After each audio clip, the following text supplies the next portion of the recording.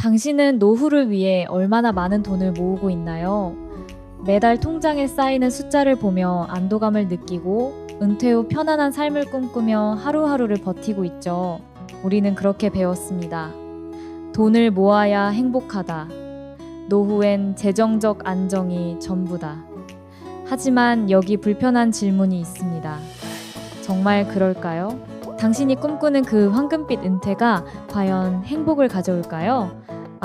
쇼펜하우어 철학 역사상 가장 냉혹한 비관주의자는 전혀 다른 이야기를 합니다. 그는 이렇게 말했습니다. 욕망은 고통의 근원이다. 부자가 되는 것이 우리를 구원하지 않는다고 믿었습니다. 오히려 더 많은 돈은 더 큰 욕망을 낳고 그 욕망은 끝없는 고통의 늪으로 우리를 끌어내린다고 봤죠. 노후 재테크는 과연 우리를 자유롭게 할까요? 아니면 새로운 족쇄를 채울까요?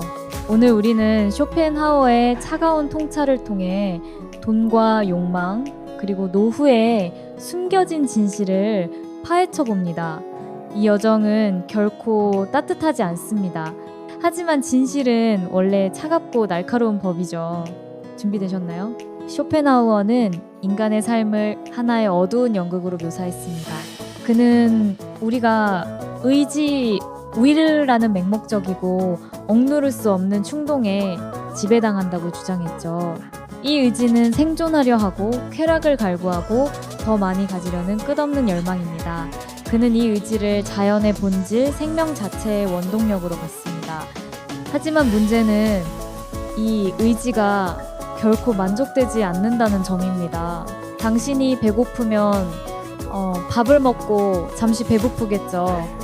하지만 몇 시간 뒤면 다시 배고프고 그 배고픔을 채우기 위해 또 움직여야 합니다. 새 옷을 사면 잠깐 기쁘지만 곧 유행이 지나 더 멋진 옷을 원하게 됩니다. 쇼펜하우어는 이를 욕망의 영원한 굴레라 불렀습니다. 욕망을 채우면 잠시 평화가 오지만 그 평화는 착각일 뿐입니다. 곧 새로운 욕망이 고개를 들고 우리는 또다시 고통 속으로 떨어집니다. 그는 이 과정을 비유로 설명했습니다. 인생은 진자 운동과 같다. 지루함과 고통 사이를 오가는 진자. 욕망이 없는 상태는 지루함이고 욕망을 채우려는 과정은 고통입니다. 행복은 어디에도 없습니다. 잠깐의 만족 뒤에 더 큰 공허가 기다릴 뿐이죠. 쇼펜하우어는 이렇게 말했습니다. 우리는 욕망을 채우기 위해 산다. 하지만 채워질 때마다 더 큰 욕망이 우리를 기다린다. 이 철학은 냉정하지만 우리의 일상을 정확히 찌릅니다. 당신도 느껴보지 않았나요? 월급이 오르면 기쁘지만 곧 더 큰 집, 더 좋은 차를 원하는 마음이 드는 순간을요. 이제 노후 재테크의 이 철학을 들이대 봅시다. 당신은 은퇴를 위해 돈을 모읍니다. 매달 월급의 일부를 저축하고 주식에 투자하고 연금을 계산하며 미래를 준비하죠. 목표는 명확합니다. 은퇴 후 안정적인 삶을 살겠다. 하지만 쇼펜하우어의 눈으로 보면 이 과정은 욕망의 연속입니다. 당신은 5억을 모으고 싶어 합니다. 5억이 모이면 안심할까요? 아닙니다. 10억이 있어야 더 안전하지 않을까라는 생각이 들 겁니다. 10억이 모이면 또 다른 욕망이 생깁니다. 의료비는, 자식 결혼 자금은, 인플레이션은, 욕망은 끝나지 않습니다. 쇼펜하우어는 이렇게 말했습니다. 부는 바닷물과 같다. 마실수록 목이 마른다. 노후를 위한 재테크는 안전을 약속하지만 사실은 우리를 더 큰 욕망의 노예로 만듭니다. 심리학은 이 통찰을 과학적으로 뒷받침합니다. 2018년 프린스턴 대학의 연구에 따르면 연봉이 약 7만 5천 달러, 약 1억 원을 넘으면 추가 수입이 행복도를 크게 늘리지 않습니다. 기본적인 생존과 안락함이 충족되면 더 많은 돈은 더 많은 욕망을 부를 뿐입니다. 하지만 우리는 멈추지 않습니다. 왜냐? 욕망은 우리의 본성이니까요. 쇼펜하우어는 이를 일찍이 꿰뚫어 봤습니다. 그는 부자가 되는 게 행복의 열쇠가 아니라고 경고했죠. 특히 노후에 이 진실은 더 뼈아프게 다가옵니다. 우리는 노후를 어떤 모습으로 그리나요? 햇살이 비치는 해변가 별장, 세계 곳곳을 누비는 여행, 경제적 자유 속에서 보내는 여유로운 날들. 은행 광고는 이런 이미지를 우리 머리에 심어줍니다. 지금 열심히 저축하면 은퇴 후 꿈이 현실이 된다. 금융 전문가들은 연금 상품을 팔며 이렇게 속삭이죠. 이 플랜에 가입하면 노후 걱정 끝. 하지만 현실은 그렇게 낭만적이지 않습니다. 통계는 냉정합니다. 미국 노인복지국의 2020 비년 보고서에 따르면 은퇴자의 40% 이상이 재정적 불안을 겪습니다. 한국의 경우도 비슷합니다. 국민연금연구원의 조사에서 은퇴 후 5년 이내에 많은 사람이 돈이 부족하다는 두려움에 시달린다고 답했죠. 왜일까요? 돈이 부족해서일까요? 꼭 그렇지만은 않습니다. 문제는 욕망입니다. 생각해보세요. 당신이 20년간 열심히 일해 10억 원을 모았다고 가정합시다. 은퇴 후 그 돈으로 집을 사고 매달 적당히 쓰며 여생을 즐기려 합니다. 처음 몇 년은 괜찮을 겁니다. 하지만 시간이 지나면 뭔가 부족하다는 느낌이 들기 시작합니다. 건강이 나빠지면 의료비가 더 들면 어떡하지? 라는 걱정이 생깁니다. 자식들이 결혼 자금을 달라고 하면 통장이 줄어드는 게 두려워집니다. 친구가 더 큰 집에 사는 걸 보면 부러움이 고개를 듭니다. 은퇴 전엔 상상하지 못했던 새로운 욕망이 나타납니다. 쇼펜하우어의 말이 떠오르죠. 욕망은 충족될수록 더 커진다. 돈은 당신을 구원하지 않습니다. 오히려 새로운 고통을 불러옵니다. 역사 속 부자들의 삶은 이 진실을 보여줍니다. 존 D. 록펠러를 봅시다. 그는 19세기 세계에서 가장 부유한 인물 중 하나였습니다. 석유 제국을 건설하며 수십억 달러를 벌었죠. 하지만 그의 말년은 어땠을까요? 그는 불면증에 시달렸고 극도의 불안 속에서 살았습니다. 그는 더 많은 돈을 원한 게 아니었습니다. 돈이 가져온 욕망에 무게에 짓눌렸던 겁니다. 록펠러는 이렇게 말한 적이 있습니다. 내가 가진 돈은 나를 지키지 못했다. 그의 재산은 노후를 평화롭게 만들지 못했습니다. 쇼펜하우어의 통찰대로 부는 고통을 없애지 않고 새로운 고통을 낳았습니다. 현대 사례도 다르지 않습니다. 2019년 한 조사에서 은퇴 후 백만장자, 약 10억 원 이상 자산가 중 30%가 여전히 재정적 불안을 느낀다고 답했습니다. 왜일까요? 그들은 돈이 부족한 게 아니라 욕망이 끝없기 때문입니다. 더 좋은 의료 서비스, 더 호화로운 생활, 더 큰 유산을 남기고 싶은 마음. 노후 재테크는 단순히 숫자를 모으는 게임이 아닙니다. 그거는 욕망과의 끝없는 싸움입니다. 그리고 쇼펜하우어는 우리가 그 싸움에서 결코 승리할 수 없다고 봤습니다. 왜 우리는 돈을 모아도 만족하지 못할까요? 심리학은 이를 쾌락 적응, 헤더닉 애답테이션으로 설명합니다. 새로운 것을 얻으면 잠시 기쁘지만 곧 그 상태에 익숙해지고 또 다른 욕망이 생깁니다. 노후에 집을 샀다고 해봅시다. 처음엔 만족스럽겠죠. 새 집 냄새, 깔끔한 인테리어, 안락한 소파. 하지만 몇 달 지나면 그 집이 당연해집니다. 이웃의 더 큰 집이 눈에 들어오고 더 좋은 가구를 사고 싶어집니다. 욕망은 멈추지 않습니다. 쇼펜하우어는 이를 의지의 맹목적 충동이라 불렀습니다. 우리는 채워질수록 더 갈망하게 설계되어 있습니다. 신경과학은 이 현상을 더 깊이 파헤칩니다. 뇌의 도파민 시스템은 보상을 받을 때 활성화됩니다.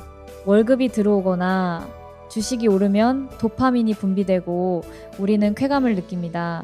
하지만 그 보상이 반복되면 뇌의 반응이 둔해집니다. 노후에 재정적 안정을 잃었어도 뇌는 새로운 자극을 찾습니다. 더 큰 집, 더 좋은 차, 더 많은 여행. 이 과정에서 불안이 생깁니다. 이 돈이 다 떨어지면 어떡하지? 내가 모은 게 충분할까? 이런 생각이 머리를 떠나지 않습니다. 2021년 UCLA 연구에 따르면 재정적 불안은 뇌의 편도체를 자극해 스트레스 호르몬인 코르티솔을 분비합니다. 이는 우리가 물리적 위협을 느낄 때와 같은 반응입니다. 쇼펜하우어는 이런 불안을 삶의 본질적 고통이라 봤습니다. 현대 사회는 이 욕망을 더 부추깁니다. 소셜미디어는 끊임없는 비교를 강요하죠. 은퇴한 동창이 유럽 여행 사진을 올리면 당신은 자신의 삶이 초라해 보입니다. 광고는 더 많은 돈이 필요하다고 속삭입니다. 이 연금 상품에 가입하면 안심할 수 있어요. 이 투자로 노후를 업그레이드 하세요. 이런 메시지는 욕망을 자극합니다. 쇼펜하우어는 이런 세상을 보면 뭐라고 했을까요? 아마 이렇게 말했을 겁니다. 인간은 어리석다. 그들은 욕망의 노예가 되어 스스로를 파괴한다. 노후 재테크는 단순히 돈을 모으는 게 아닙니다. 그것은 사회가 우리에게 심어준 욕망과의 전쟁입니다. 사회적 비교는 특히 노후에 치명적입니다. 젊을 땐 돈을 벌 기회가 많지만 은퇴하면 수입이 줄어듭니다. 그런데도 욕망은 줄지 않죠. 친구가 더 좋은 차를 타고 다니면 당신은 뒤처진 기분을 느낍니다. 이웃이 해외에 별장을 샀다는 소식을 들으면 당신의 집이 초라해 보입니다. 심리학자 레온 페스팅거의 사회비교 이론에 따르면 인간은 자신을 타인과 비교하며 행복을 평가합니다. 노후의 재정적 안정을 잃었어도 누군가 더 잘 살면 불만이 생깁니다. 쇼펜하우어는 이를 욕망의 덧대라 봤습니다. 그는 행복이 외부에서 오는 게 아니라 욕망을 줄이는 데서 온다고 믿었습니다. 하지만 현대인은 그 반대로 삽니다. 그렇다면 우리는 어떻게 해야 할까요? 쇼펜하우어는 철저한 비관주의자였지만 해결책을 제시했습니다. 그는 욕망을 줄이고 현실을 직시하며 내면의 평화를 찾으라고 했습니다. 노후 재테크에 이 철학을 적용하면 어떤 의미일까요? 첫째, 그는 충분함을 정의하라고 말합니다. 당신에게 진짜 필요한 금액은 얼마입니까? 5억? 10억? 그 숫자를 정하는 게 중요합니다. 그리고 그 이상을 욕심내지 않는 겁니다. 욕망은 끝이 없지만 당신의 의지는 끝을 만들 수 있습니다. 예를 들어 당신이 매달 300만 원으로 생활할 수 있다면 그 수준을 유지할 수 있는 자금을 목표로 삼는 겁니다. 그 이상은 욕망의 유혹일 뿐입니다. 둘째, 그는 현재를 살라고 조언합니다. 노후를 위해 현재를 희생하는 건 어리석다고 봤죠. 당신이 지금 50대라면 70대에 쓰려고 돈을 모으는 대신 지금 여행을 가고 가족과 시간을 보내는 게 낫습니다. 쇼펜하우어는 미래를 위한 과도한 집착이 삶을 망친다고 경고했습니다. 재테크는 미래를 준비하는 도구일 뿐 삶의 전부가 되어선 안 됩니다. 예를 들어 당신이 지금 1억 원을 모았다면 그중 일부를 지금 즐기는 데 써보세요. 노후에 10억이 있어도 건강이 나빠지면 여행을 못 갈지도 모릅니다. 현재의 행복을 미래로 미루는 건 욕망의 또 다른 함정입니다. 셋째, 그는 고독과 예술을 권했습니다.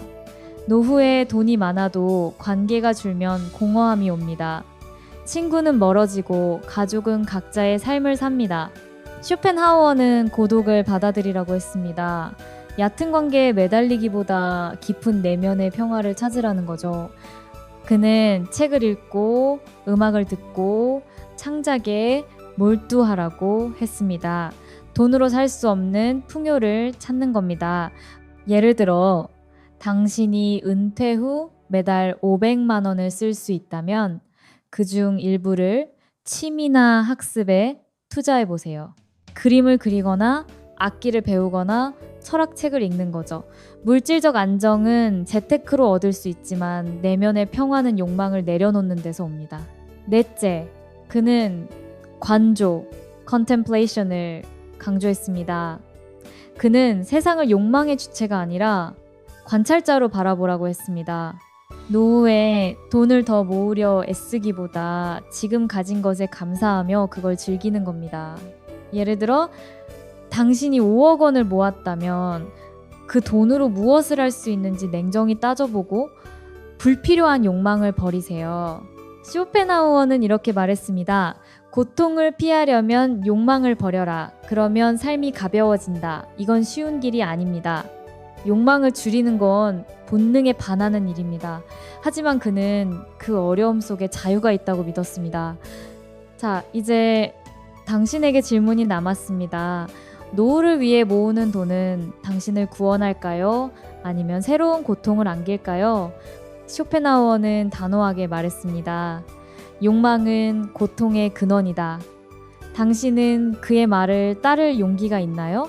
끝없는 재테크의 굴레 속에서 헤매는 대신 욕망을 내려놓고 지금을 살 건가요? 선택은 당신 몫입니다. 하지만 기억하세요. 돈은 많을수록 당신을 더 묶을지도 모릅니다. 이 이야기가 당신에게 울림을 줬다면 아래 댓글에 당신의 생각을 남겨주세요. 노후를 위해 돈을 모으면서 어떤 욕망과 싸우고 있나요? 그 욕망을 내려놓을 수 있을까요? 그리고 쇼펜하우어의 냉정한 통찰을 더 깊이 알고 싶다면 구독 버튼을 눌러주세요. 우리는 돈과 욕망의 진실을 계속 파헤칠 겁니다. 당신은 혼자가 아닙니다. 다음에 또 만나요.